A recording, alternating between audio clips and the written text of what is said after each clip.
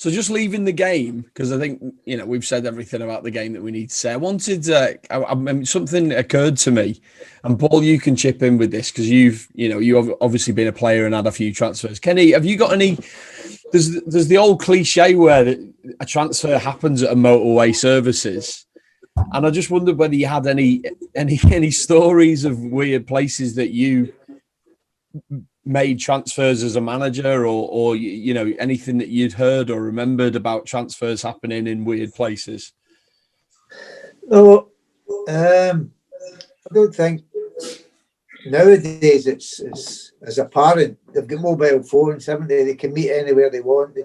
They probably get that much time in their hands now. They'll probably meet and have a beautiful meal and a wee bevy. And whereas before, when we were playing, it was, you see the report in the newspaper, so-and-so was being transferred to somewhere, and he met the manager in one of the service stations on the M6, and they would have a cup of tea and get on with it. But I only had one transfer, so mine was pretty straightforward. We played Celtic had gone to Australia. I never went, came back. And I was training with the reserves and everything whilst they were away pre-season. We went to play a game at Dunfermline on a Tuesday night, and we're sitting in the dressing room, and I was back with the first team. So Jock's team threw the ball to Danny McGrain and said, "On you go, Danny, you take them out." Well, I was captain at that time. So the rest of the lads went, "Whoa, hold on a minute. Where are you going?" I went, "I'm going the same place as you. I'm going on the pitch." I said, "I don't know." I said, "Obviously, I've upset him in some big joke in some ways, giving Danny the captaincy." So anyway, we go out, we win, we come in, and a press guy came up and said, he said, "Bob Paisley was at the game." I said, "Well, I don't know. I never left him a ticket."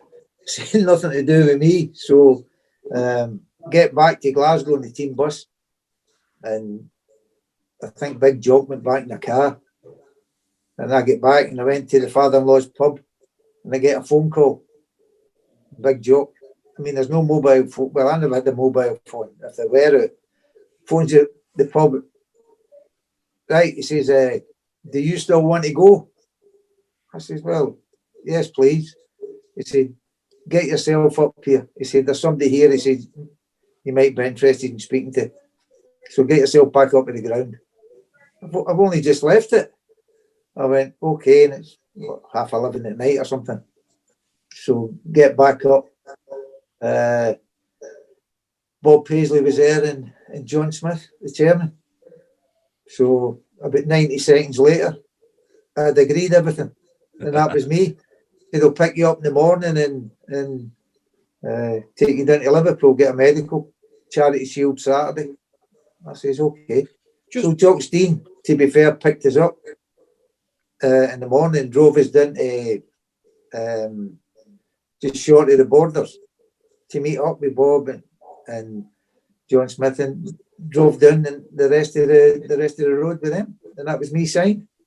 Just to clarify, did you play in the game, or I know you weren't captain, but did you play in the game? Aye, we won. I played. Aye. So all the fairy tale stories were done away back then, but I wasn't part and parcel of that. Although I heard them, and as a manager, I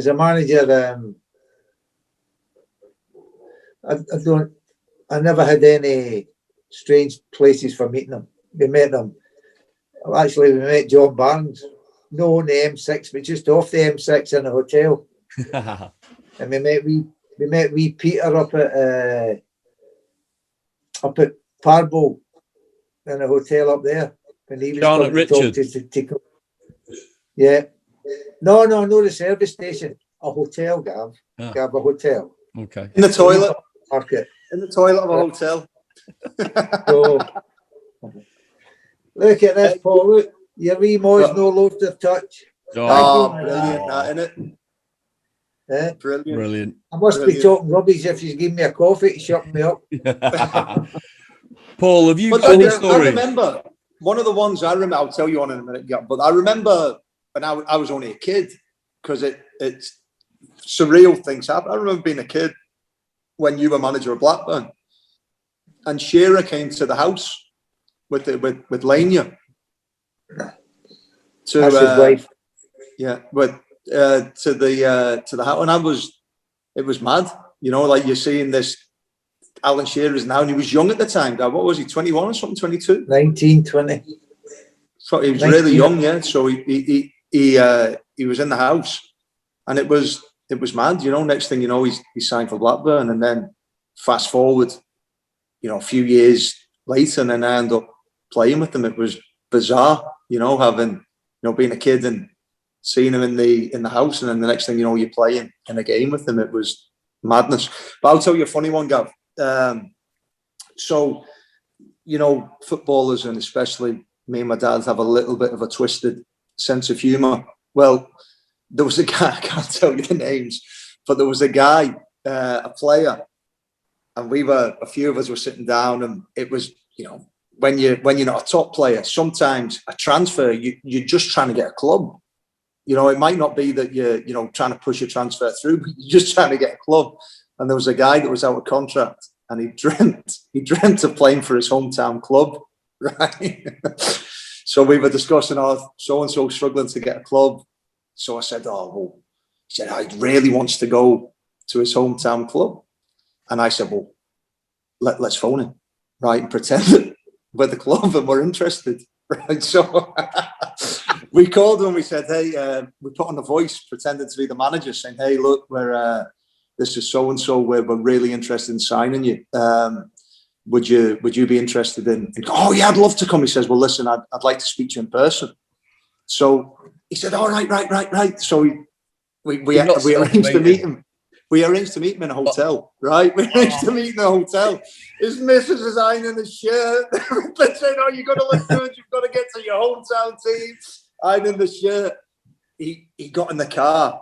And he took off. We felt we must have just got just to the hotel. And we called him and told him it wasn't true. He's never spoke to us since. Oh, not me anyway. Any weird stories with your old transfers? Because you had quite a few in the end, didn't you? Were they all just standard? Did you ever meet anyone beforehand, or was it all done on the phone? Where? For you, any of your transfers? Yeah, I think I've had a few. So if I go back to the early days, when I was at Newcastle, and I was, you know, what you used to do, it's say you were at Liverpool or you're at Newcastle and you were trying to get a loan to try and get some games or whatever, or you were looking at someone else. What they used to do is they used to leave the reserves. They used to leave a guest list. So players would go out, you know. So say players were trying to get a loan, they'd go out and they'd look at the guest list to see which scouts were at the game, because maybe the agents told them, "Oh, so and so's coming to watch you tonight," or so and so, and they'd look at the guest list for the reserve game to see if people were coming to watch them. But so that was kind of one way people would look and see if someone was coming to watch them. And then obviously the reserve game had a little bit more meaning there if you knew there was someone watching you. But I guess I've got a few interesting ones. I remember when I'd stopped playing for 2 years, I was actually sat at Aintree Racecourse with Shearer and Mike Newell. And I'd let myself go, like drinking, put a bit of timber on, a little bit of an Ian Scaly going on. And Shearer says to me, look at the state of you. And I'm going, what do you mean? Just trying to have a beer. Leave me alone. He goes, look at the state of you. He says, well, how are you not playing? He says, look at the state you were playing with me up front. Look at the state you now. He says, what happened to you? So Mike Newell was there, and he said to me, look, Luton had just been promoted to the Championship from League One, and he said to me, Paul, if you get yourself fit, I'll give you a chance in pre-season. You can come in and do pre-season with us and get yourself fit again. And I was like, you know, it hit me. You know what I mean? It was like sometimes that was probably what I needed to stop being selfish or whatever, or thinking it was everybody else's fault. And I put my beard down. I went home, got a cab, went home, started running on the sand dunes in Southport, getting fit. And then I phoned you. I said, I want to get fit. I want to come in. So I went away with them to Bulgaria. And it was funny. I just got a phone call one day from Paul Lambert. They were looking for a forward. And would I go up and train for a few days? So went up and trained for, I think it was only a day, maybe 2 days. And they offered me a contract. So that was probably the strangest one. And then from there at Livingston, I transferred on deadline day. I played for 6 months, and Livingston were having trouble financially. And I'm forever grateful to them for giving me the chance again. But I was doing really well for Livingston. I think I was captain at times. And I remember they said, we want to keep you, because I'd only signed a 1-year deal. They said, we want to keep you. You've done really well. We want to keep you. And we want to make you this offer. So they offered me a contract for less money, but for longer. And I was like, Paul Lambert, he was almost embarrassed when they were offering me. And I said, Paul, I like you, but I can't sign for less money when, I know Livingston having a hard time, but I've only got a few years left in my career. So anyway, that was when Hibs came in, and it was deadline day. And it was late at night. Tony Mowbray was a manager at Hibs, and the chief exec at the time was saying, look, do you want to go? And I was going, yeah, I want to go. And they said, well, this was like, honestly, Gav, it must have been 10, 11 o'clock at night. And the deadline's obviously whenever. Yeah. And I had lots of phone calls backwards and forwards. And yeah, and I knew there was a deadline. And that was, I got a call and they said, right, get yourself to Easter Road. We've accepted an offer. And I had to drive and sign it over there. But that was the kind of tightest deadline, because that if it doesn't go through by the deadline, then you can't move for another 6 months. Yeah, of course. If you're enjoying this video so far, please show your support for the Kenn7 channel by subscribing, clicking the like button, and also clicking the notifications button as well to get future broadcasts. If you could also share the video on your Twitter and Facebook account, that will show YouTube's algorithm that you like our content. Have you heard about Kenn7 merchandise? The link is in the description of this video. We have premium fanwear for fans covering Liverpool, Celtic and Scotland, and it's fanwear for young and old, so we have t-shirts, hoodies, sweatshirts, caps, mugs, you name it, we've got it. Just something else to remember, every purchase that is made on our website, we donate to the Marina Dalglish appeal. So you're helping a great cause as well. Kenny, can I ask you something? You can say no, but can I ask you? Can I ask you? I always do that, don't I? And he always does the same thing. Can I ask you about the Suarez and Andy Carroll transfers and what that was like at that time? Because you just come in. Suarez was 2 or 3 days before the deadline, and Andy Carroll was on the deadline. What was that period like? What do you remember about that? Those few days. I came back after the game at Old Trafford on the Sunday, which had I came back to, and Damien Camoli was the director of football, and he said, can you pop into the office when we get back just for, I'll update you in a couple of things. So I went into the office and he says, look, we need somebody, or do you want somebody to come in and work with you? And I said, yeah. So he gave me a couple of names. He said, he said, we were chasing Suarez. We're watching Suarez for Ajax. I said, yeah, I know who he is. He said, we've got a chance of getting him. I said, just get him. You knew about him, obviously, beforehand. Aye. Had you not been to watch him, Dad? Had you not been to Holland? I've been to Holland to watch a game, but he wasn't playing in it. But I knew who he was because there was a front three there, and they were brilliant. And he was something else. So Louis is on the cars. Damien's away discussing it. Fernando comes in and said, No reflection on anybody that's here that's come in. He said, because I've really enjoyed the training the past few days, but I want to go. So I'm thinking I'm going to have Suarez and Torres up front. Yeah. And then Torres says he wants to go. So anyway, we've got to go and try and get somebody at that late stage. And Andy Carroll was on the offense. So as soon as they heard about Torres might be moving, the fee that we'd agreed to pay for Andy Carroll obviously went north. So we put Torres' fee up north as well. Then Fernando got his move to Chelsea, which unfortunately for him didn't work out. I think he had a problem with his knee. And Andy Carroll came in. So the owner said that's a good deal. I said, I mean, I'd been out of football for a few years. I thought, 35 million, a good deal. I said, Andy's good as gold, but for 35, he went, just look upon it as minus 15 million. I went, what do you mean? He said, well, you sold Fernando and you've got another one in and it was minus 15 million. Then the two valuations. Well, I'm sure he'll have a go for us. And the goal he scored in the last minute against Everton in the semi-final, and he scored a couple against Man City. Was it Man City? Yeah, he scored a couple against Man City at Anfield. He'd love to have done more for the club, and he could have done more.